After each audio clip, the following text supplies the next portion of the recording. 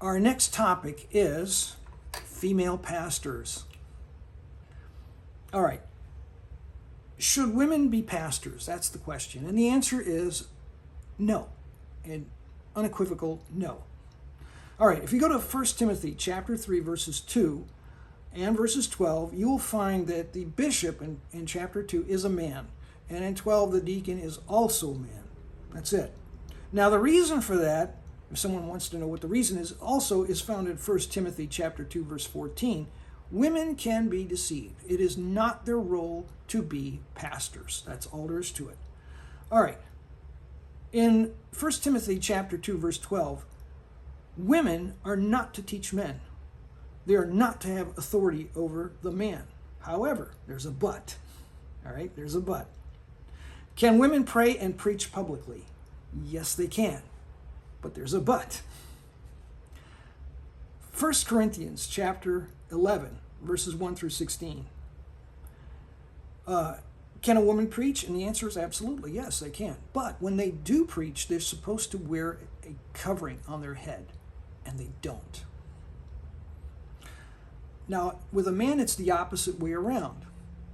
You should not wear a hat when you're preaching. That's it. You're not supposed to. So those are the two things, and nobody follows it.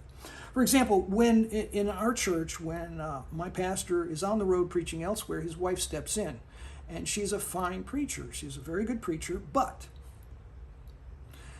she's given the title of pastor, which she shouldn't have, and she doesn't wear a hat when she's preaching.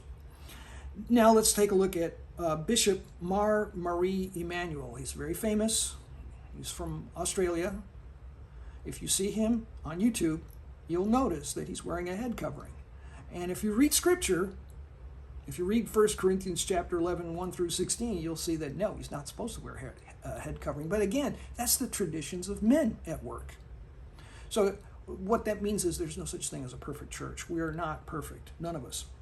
Now, can women teach? And the answer is yes, but in 1 Timothy 2:12, we know that women do not teach men. But we also have in Acts chapter 18, verses 24 through 26, Aquila and Priscilla instructs Apollos in Ephesus. So a woman can teach a man, but only as a husband and wife team. So the only thing I can think of in modern times would be Jack and Rexella Van Impe. When they were on television, they were a husband and wife team, and they did teaching together.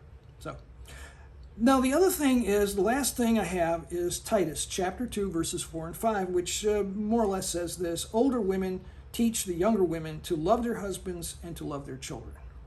So that's one thing. Older women, older Christian women should teach the younger Christian women to love their husbands and love their children. Guess what? That implies something. What does it imply? It implies that the young women do not love their husbands, nor do they love their children, and they need to be taught. It's not natural.